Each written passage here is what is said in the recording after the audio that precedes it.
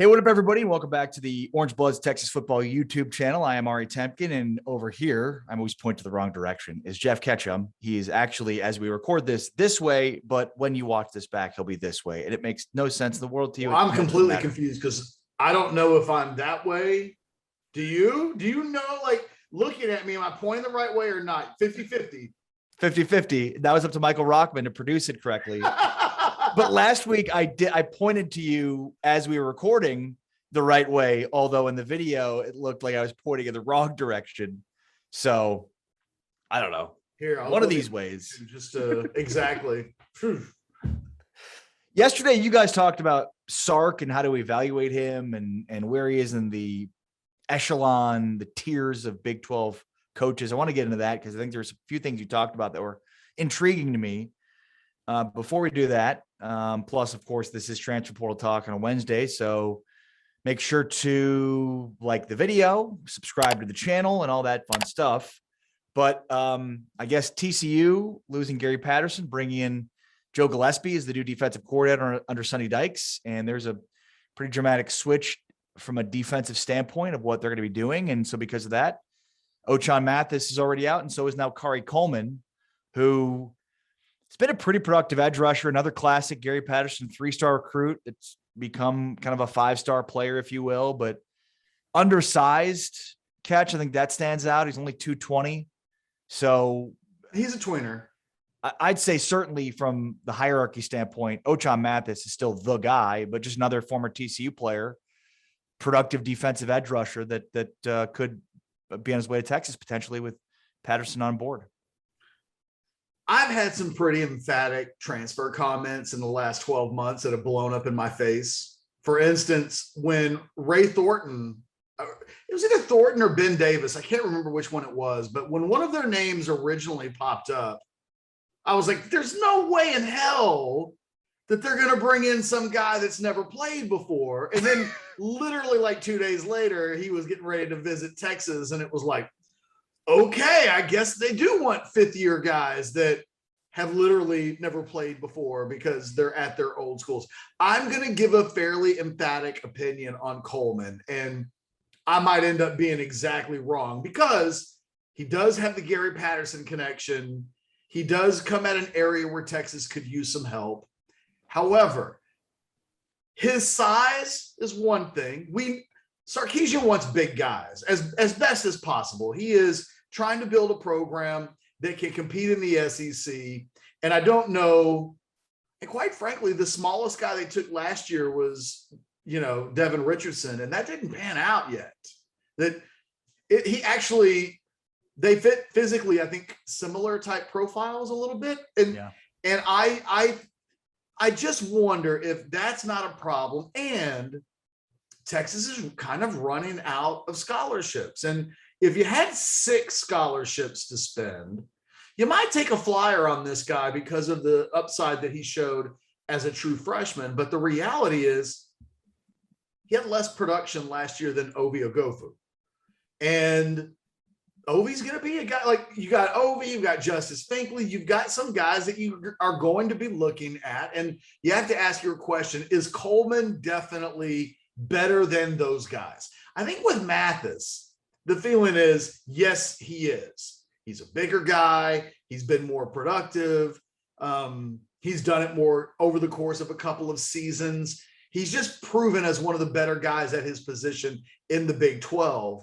Coleman a year ago had 19 tackles and 1.5 tackles for loss. The productivity doesn't scream that guy comes in and becomes an instant starter. But there's a little bit of an Ochaun Mathis part two. I mean, his 2020 production, his freshman year was really good. I think he had like double-digit tackles for loss.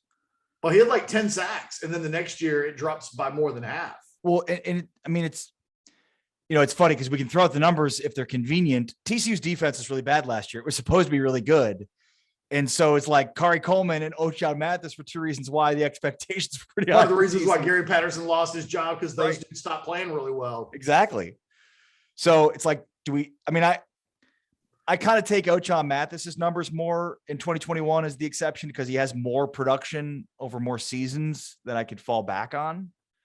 But it is just intriguing. I think it's something to keep an eye on I just don't again, it just comes down to, if you take him now, you're probably not taking someone else. Mathis. So, or are you, if you're Steve Sarkisian and he's mentioned, they might like another wide receiver.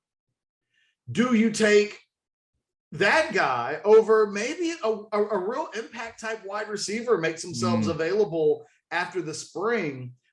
The people that I've spoken with in the industry feel like the spring portal will be just as strong as the January portal. Yeah. And if you believe that, then at the very least, I'm waiting. And I'm probably slow playing Campbell a little bit, or Coleman a little bit.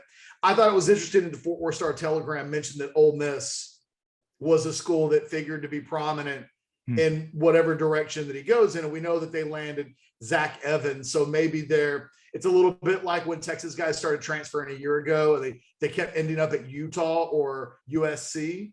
Maybe we're seeing that a little bit with TCU.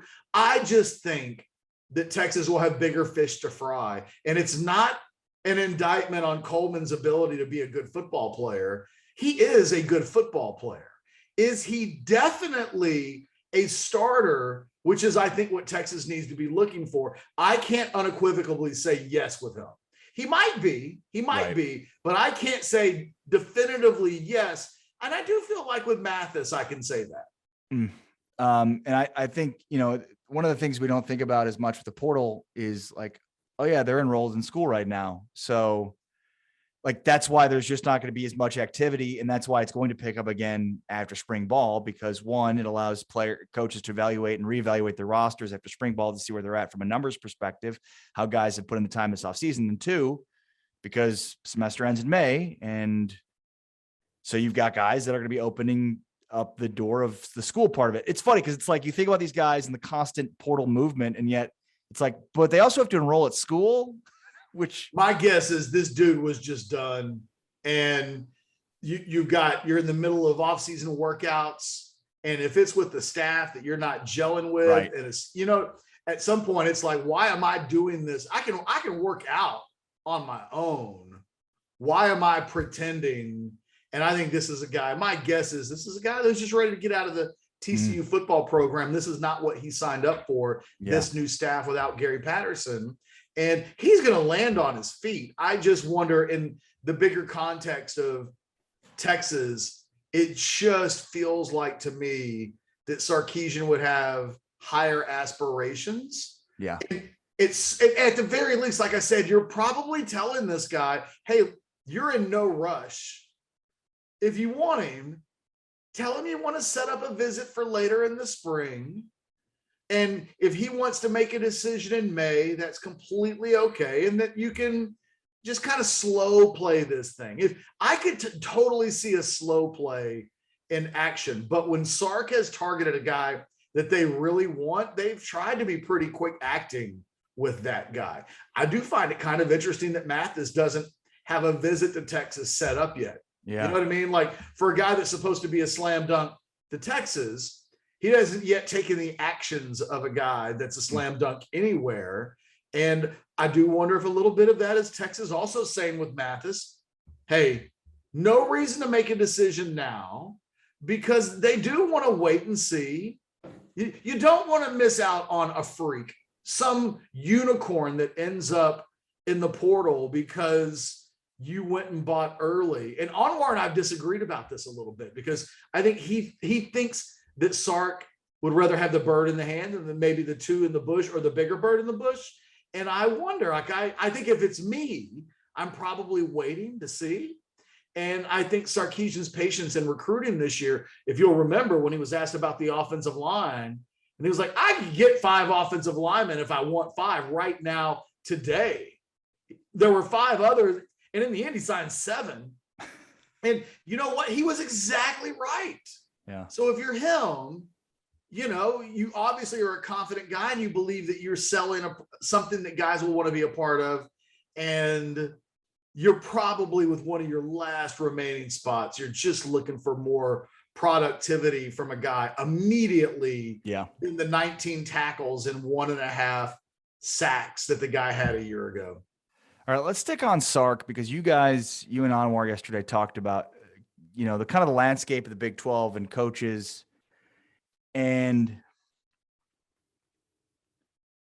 so Anwar kind of posed to you the question of, is this like Sam Ehlinger's last year where it's like things are opened up, now you got to go win a Big 12 championship? And I you disagreed. Is that fair to say? Well, yeah, mainly because of the framing of the question. That was a Texas team with a fourth-year quarterback that had really built itself up for that season. Right. Not exactly the same set of circumstances heading into 2022. And it feels like this team even though Bijan will be gone, it feels like everybody else and everything else points to the 2023 season when it's expected that will be Quinn Ewers' last season at Texas. And that's definitely one of those, if not now, then when. So, but I got where he was going with the question. There are some parallels for sure. Well, and I just think when you look at the landscape of the Big 12, and this is something that I kind of carried over this discussion onto Big 12 radio this morning on SiriusXM, because I found it kind of intriguing. Like Oklahoma State returns pass rushers, but they lose the bulk of that great defense, including their defensive coordinator. They do have a quarterback back, but major question marks about that quarterback. So, I mean, Oklahoma State's got some new guys they've got to get in. Baylor's the same. I mean, Baylor loses arguably their best player on the entire team, and Jalen Petrie. Terrell Bernard is gone. They're losing their running backs. Yeah. So I'm not going to sit here and say like they've got to win the Big 12 championship this year, but I do think that there is an opening here for Texas to not, and to your point, to not be competing for fourth place in the Big 12 this year. Yeah, the Big 12 is just so confusing. Yeah. It's never been more wide open.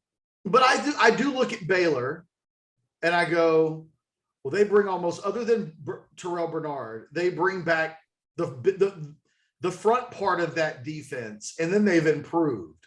So they're going to be really stout up front.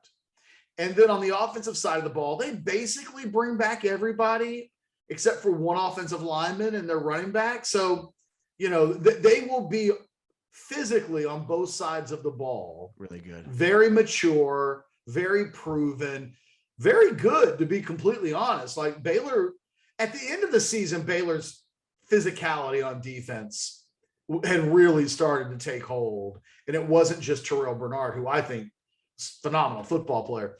Oklahoma State, I think they bring enough back. I think Spencer Sanders is the wild card. Is that guy just, there's a little bit, we had we mentioned Ben Davis and Ray Thornton earlier. You get to be like in your fifth year, you kind of are who you are. Right. I don't know why we would expect Spencer Sanders to be better, but because he was so highly recruited. Was he a 4-star? He was a 4-star, but that's meaningless. Like they're right. He wasn't that highly recruited. And I feel like he's hit what he's supposed to be. Is there something more inside of that kid? If he thought he was a legitimate NFL prospect, he's at the combine or getting ready for the combine right now. And that's not what happened. He did the same thing that a few of the Texas seniors did. Deshaun Jameson, who's like, didn't actually have this senior year that I need to be more than maybe a late round draft pick. Right. Let me do this again because I can. That's what Sanders has done. 12 months ago, he's probably 100% certain this is my last year. Right. And then sometimes things happen and they're not, and things change. We saw it with Derek Kerstetter in Texas a year ago. He probably is out the door and then he breaks his foot last game of the season. And, it's suddenly he's a 6-year senior. So I don't know. I don't know how to talk about Texas. Look, if we just talk about who's the best quarterback in the Big 12, right? Sanders, Jerry Bohannon. I don't even know what Oklahoma's fully going to do. I can make a case that it should be Quinn Ewers. Well, there's an opportunity there for sure. And I wonder in the preseason what the answer is. I don't know. I mean, I don't have the quarterback situations at Texas and Oklahoma are very intriguing because Dylan Gabriel, the UCF transfer, it looks like he's going to be the starter. They're not even doing like a token, like Lincoln Riley used to do like a token, like where they're competing I mean, at this point, I think Venables like, yeah, it's going to be Oklahoma, because Gabriel's an interesting guy because he's basically Spencer Sanders. Yeah. Like in the majority of his games, he's been pretty good. Like Central Florida's won a lot of games. He's one of these guys. Oh God, he may have some like a college Jimmy G vibe about him, where the stats don't tell the story with that guy, but his teams have good records, but he's been awful against ranked teams in his career. If you go back and look at his last 4 or 5 games against ranked teams, I think it's always ever played is about 4 or 5 games. Right. And they're all like really bad ratings. So I just don't know who he is. But man, preseason comes out and he may get the benefit of the doubt because he's played over a guy like Quinn. There's no way Quinn Ewers is getting first team all Big 12 benefit of the doubt without ever having thrown a pass. But that we're talking about it is something that maybe at least has to be talked about. Speaks to, this is a conference where normally we see it through the prism of who has the older quarterbacks, who has the good quarterbacks. And a year ago, that answer was Rattler at Oklahoma and Purdy at Iowa State. And the conversation was, could you get quarterback play at that level? This year, that doesn't exist. There's not a, can you get your quarterback to this level? I mean, if we want to make Gabriel the benchmark, it's not a very high benchmark. And quite frankly, if I'm Bohannon at that point, I'm like, well, I'm better than this guy. Right. And there's also like last year was kind of a sea change in the Big 12 in terms of like this contrast stylistically, and because you have now teams still running, what we'd consider to be a quote unquote spread offense, throwing the ball a ton, but you also have physical football teams, Oklahoma State, Baylor, 2 teams that played for the conference championship that were downhill running power football teams.